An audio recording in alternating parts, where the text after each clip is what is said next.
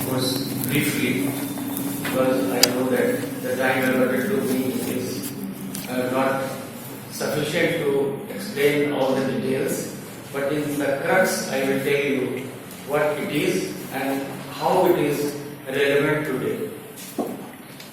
Because Buddha is not a new personality for Indians. All of us, right from the childhood, we have been studying him, his tales, his deeds, and I'm pretty sure there is none here who has not heard of Buddha. This country, and especially Odisha, there are many Buddhist sites where we have his blessings. So what is this Buddhist way of management? Today we have a personality right before us, Dr. Ambedkar, who had worked on his principles to a large extent. He has given the constitution based on these ideologies of peace, non-violence, compassion. So, in rural management, I was saying your syllabus, your first paper is Introduction to Management.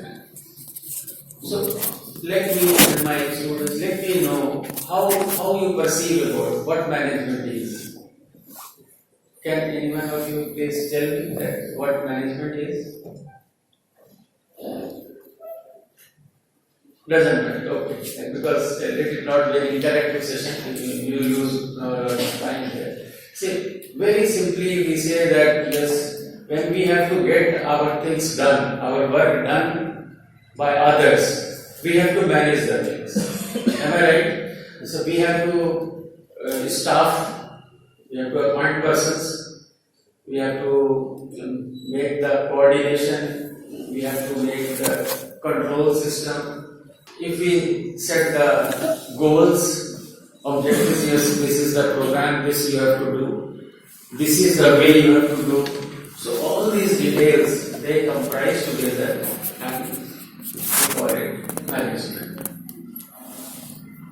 As a science, you may say that in this philosophy, we might have heard the name of Taylor's. We say that Taylor's management. The Europeans and Americans, they developed it into a science. Today it is management sciences, as we call it, management sciences.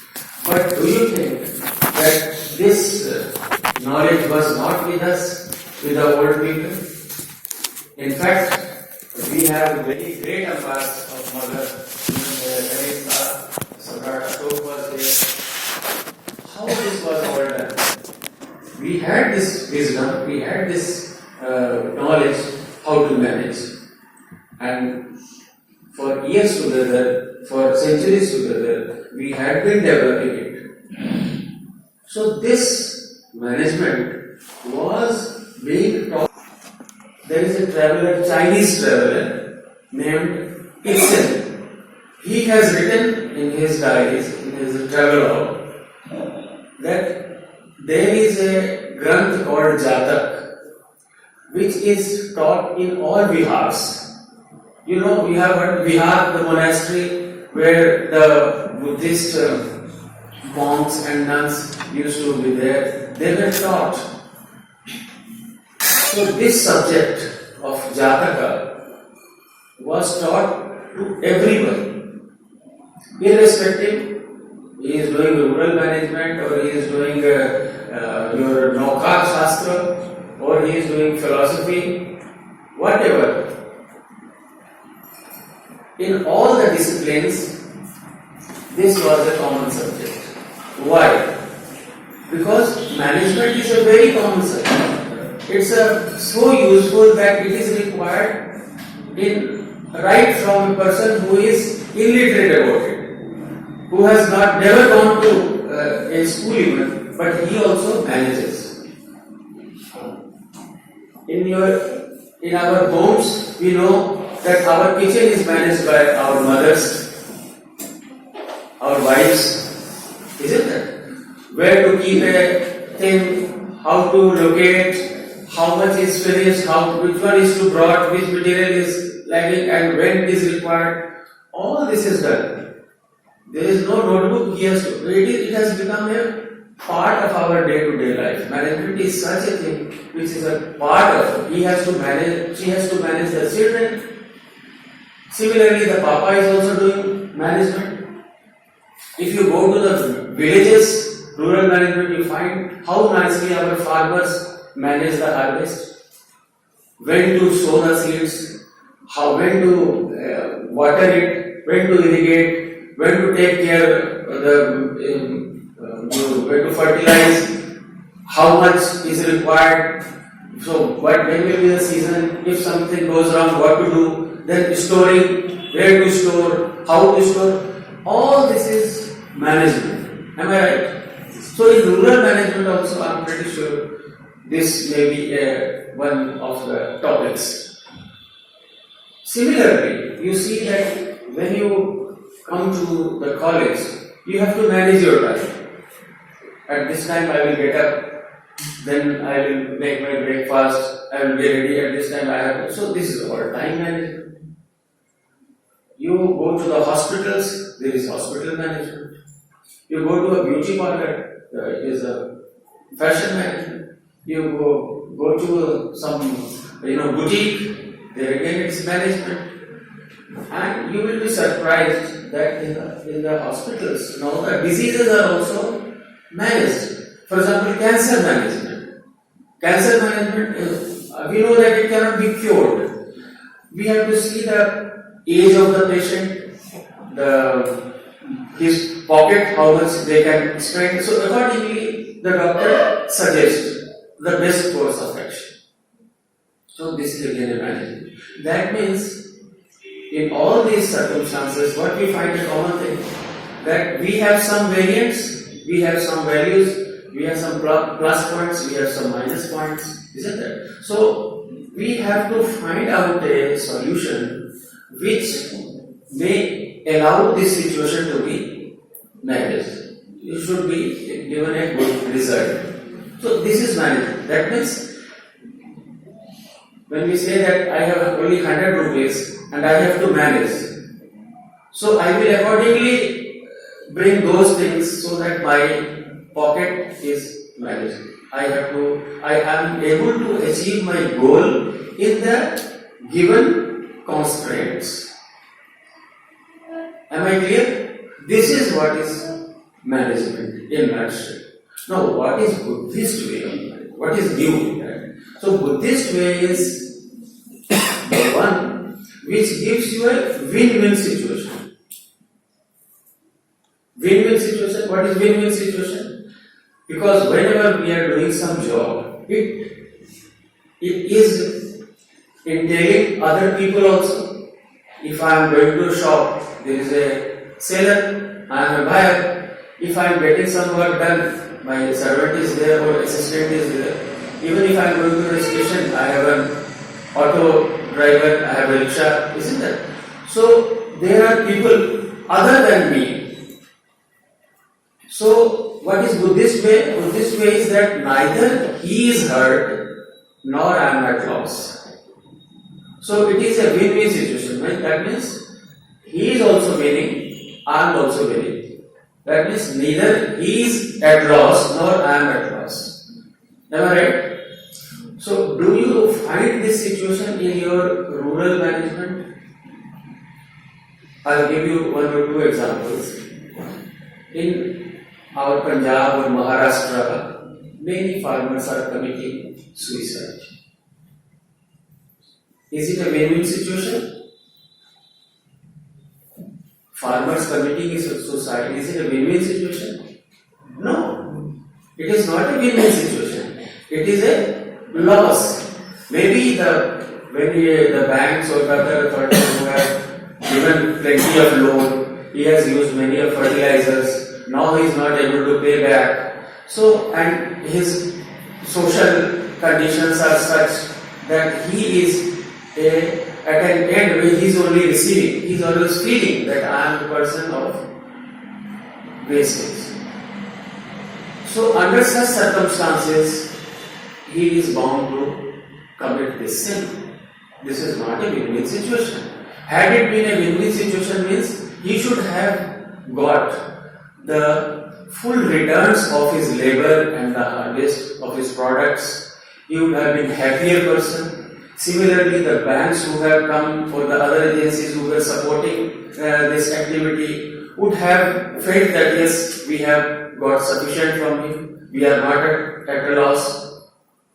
Now the situation is something that compels this patient to die. It is not a win-win situation. Maybe our agencies, they are able to exploit, they are able to extract their full amount. But what happened to him? What happened to his family? They said it's not our problem. That is your problem. That is the government's problem. Let others say. But Buddhist management doesn't say that. Buddhist management says that you have to be inclusive. You have to take care of the other party also. If it is the environment, you have to take care of the environment also. If there is some animal involved in here, he should also be taken care of. Whereas we find in the modern management, what is happening? If it is some mine you are extracting, going on extracting, please come, please come. You have all activities which are, say, depleting the natural resources. And what is the net effect? Net effect is that our degradation, pollution. So this can't be called a win-win situation. This is not Buddhist management. Had it been Buddhist management, it would have taken care of the jungles, the environment, the rivers, the waters, everything together. The flora and fauna. If your development is causing deaths to those animals, to the rare species, it is not a happy situation. So when we differentiate, when we say that this is the modern management and this is Buddhist way of management, means you should do this modern management, but in a way which can give you a win-win situation. Now take for example in our daily course of action, we have got a new instrument, mobile for example. Now I am finding even my children, they are spending a lot of time in it. So ultimately what is happening, their coursework is suffering. Now 10 hours if you devote to this instrument, you are left with little time to give for your education, for your training. So this is not a win-win situation. That means you are not managing your time in the Buddhist way that should have been done. Isn't that? What are the outcomes? So you are getting your eyes infected by that. You are getting your time loss. You are wasting your energies. You are not devoting your energies to the games or to the social welfare. In integrity, you will find that it is a bigger loss. Then again, although it's a piece of information, we are getting a lot of information. But when you weigh, you find that it is not win-win.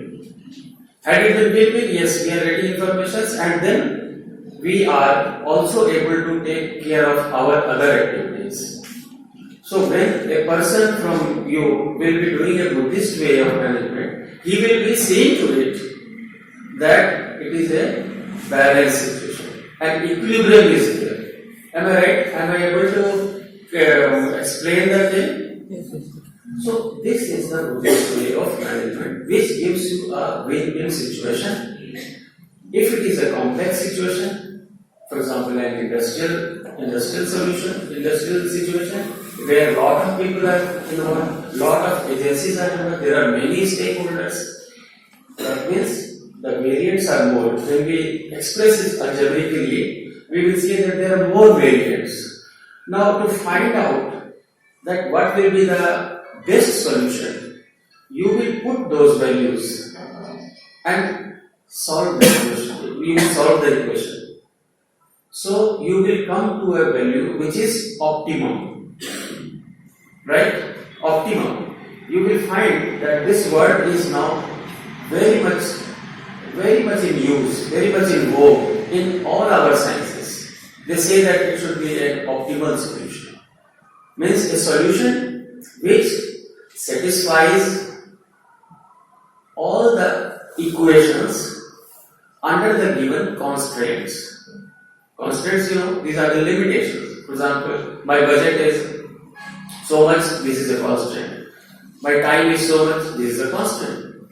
Now, my resources, for example, the input material which I have, it is a limited one. So, these are the constraints. So, under those constraints, given those equations, I will try with the values and find out which gives me the best solution, and that is called the optimum solution.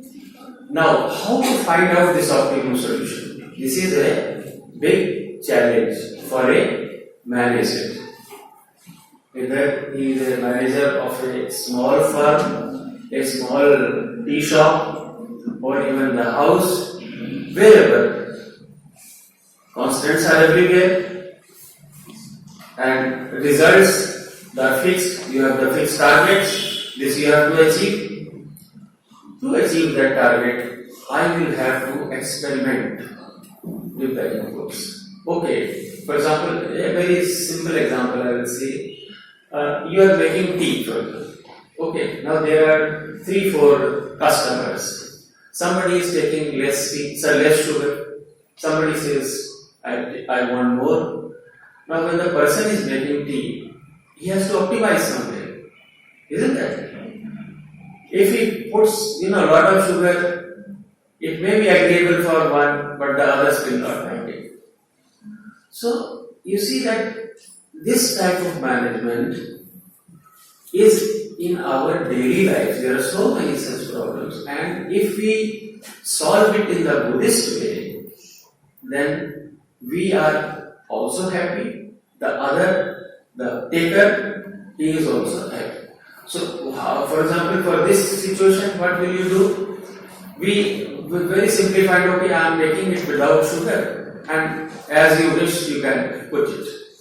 Or taking a mean value of the two. If you have a statistical data before you, okay, this he takes 5 grams, he takes 10 grams, he takes 15 grams. So you have a data before you, and you find out the standard deviation.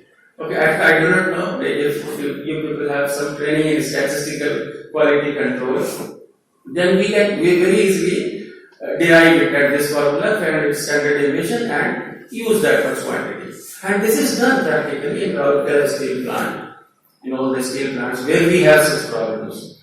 We take those data before us, one month, 2 months previous data, analyze that data, put that value, and get the optimum solution.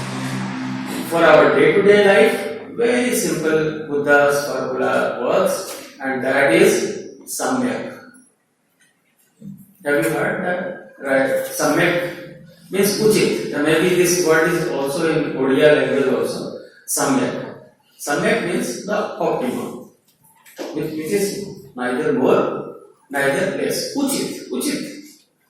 And in other languages we find this word Uchit, Samuchit. That means exactly what is required. So, when we say that Buddha was the first personality who gave this idea of Samyak, he gave a very good example. The Veena, Veena ki tar, that means a string of Veena. Do not strain it or do not stretch it so much that it breaks. And do not leave it loose that you are not able to play it. No tune is played. If it is loose, you will find that the tune is either a third class tune you are not able to play. If it is too much, then it is breaking. So this idea, this concept of Veena is so simple to understand. That means neither you do it excessively, nor you do it too less. Neither too much, nor too less. So a solution which is somewhere between the two limits. That one limit is where it will break, the other limit is where it will not tune. Isn't it? So, in our mathematical, we say that either it is 0% and the maximum is 100%. There are two limits, okay, 0% and 100%. So, a value somewhere in between that will give you a solution which under the given circumstances will produce a win-win situation. Now, to many of us, you must have found that we take a middle path. For example, if two persons are quarreling for something, they say, ठीक है, वो बोलता है कि हम I will sell it for 70 rupees. The other says now 50 rupees. I can buy only this. Okay, then there is a tussle, and after some time, some bargaining, okay, middle point. So let it be 60. So a 60 value of 60 is more or less satisfies him also and satisfies the other party. So a middle path. When in our little complex situations, what happens? The manager, he takes the midpoint. To begin with, he takes the midpoint. That means A plus B by 2. We have two situations, extreme and two extremes, 0% and 100%. So the middle is 50%. So okay, start with 50%. Right? So this is the middle point, middle path. But this may not be something. Because middle 50 may be too less for me. Although I have agreed, okay, for the time being, okay, you pay me later on. But this is not a samyak. So the samyak has to be found out. This is the challenge before the manager. And a manager who is equipped with your Buddhist way, who knows that okay, I have to find out a solution which should not be hurting anybody, which should not damage anybody. Okay, so he will take care of the other parties also, other stakeholders also. And that solution will be which will create peace and harmony in the society. Okay, because what is the ultimate objective? To maintain peace and harmony, to development. Am I right? So everybody in the society should grow, should develop, isn't it? Well, one party, for example, capitalism is growing on, the other there is too much of poverty. This is not a very good situation, not a win-win situation. So as your rural managers, rural development, you have to find out a solution that all our stakeholders should be satisfied. Am I right? This can be done with the help of Buddhist management and not the modern management. Why? There is a point I will tell you why. Have you heard this problem of Kaveri waters, distribution of Kaveri waters? There was a feud between Tamil Nadu and Karnataka. And a lot of people died also when they started processions, dharnas, and all this happened. This happened why? Because the court had given a verdict that 30,000 cubic water should be given by your Karnataka to Tamil Nadu. Now, the decision was given notwithstanding that this water is there or not in the river, because I am here, I am sitting in my cabin, I do not know how much water is there. But I have seen the reports, I have given that okay, 30,000 give it. This was such a one-sided decision, one extreme, that people had to fight against it. That if you give this water, first of all, see if that much water is there or not. If it is there, it is all gone to the other side. We are dry. So this created a lot of problems. Then ultimately a tribunal was made to see into the situation, to go into the details, and then there was 3,000 cases. So from 30,000, the decision is now 3,000. Now what happened? This another extreme. In 3,000, nothing will be. Now, if you supply to them, it will be of no use. So what is the use of giving this? Is it clear? So you see that two extremes. Buddhist way of management should have been somewhere, just so that they are also satisfied. Okay, those farmers, those who are getting this water, will be able to do something, which they will also not feel. So, Buddhist way of management, I want to say, is applicable in many fields. Not only for your time management, but even for the resource, for the bigger problems of this country. Okay? So, when we study this as a course, you will appreciate that we have the case studies. Now, if you have to make somebody understand, I have made you understand with the help of the example of tea, these waters, your mobile management. In the real life situation, there are such stories in Jataka. You must have heard of it. Jatak stories are available right from the childhood. So in that volume, there are 6 volumes of Jataka, where there are 547 stories. So we want people to study these and find out themselves that there are such case studies which give you the solutions to many of our today's problems. Although this Granth was created some 2000 years ago, but see the potential of this Granth. This gives you the today's problem solution.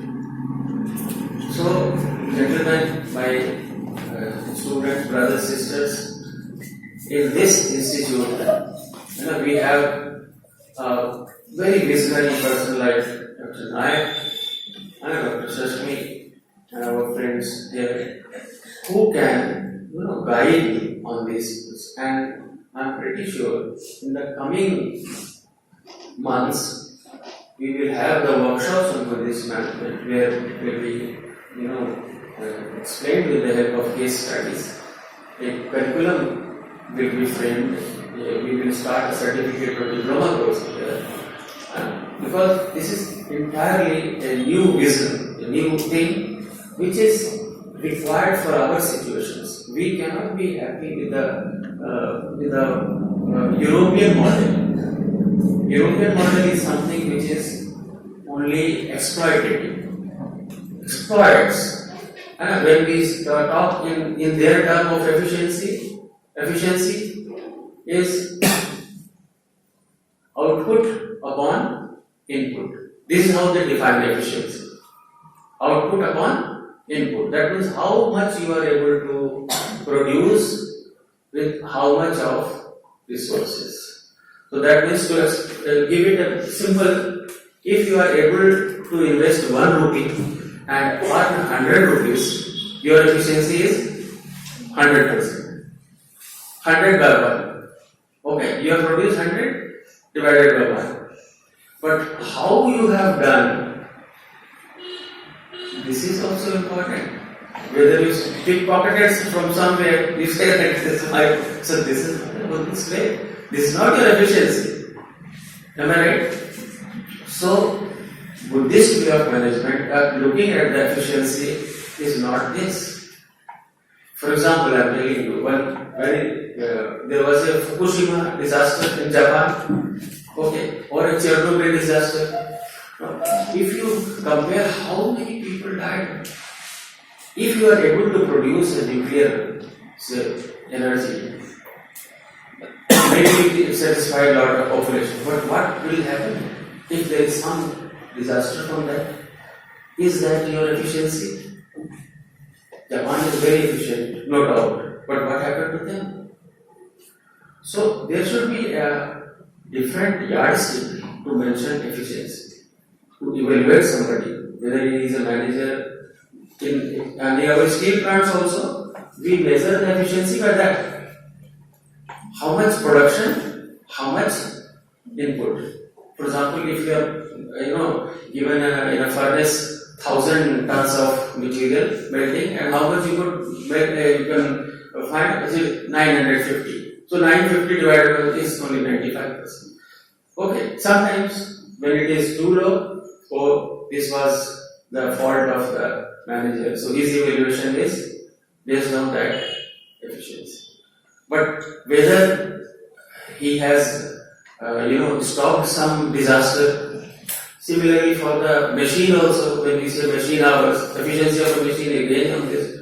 But whether this machine will give you that much time, you took lot of production from it. Efficiency was 90%, but instead of 10 years, it will last only 2 years. So what happened? Efficiency you have taken, but you have finished the machine. Same thing applies to all our resources. So I have, in a nutshell, I think, let me sir, am I allowed to go deeper? Another few minutes? Another 10 minutes.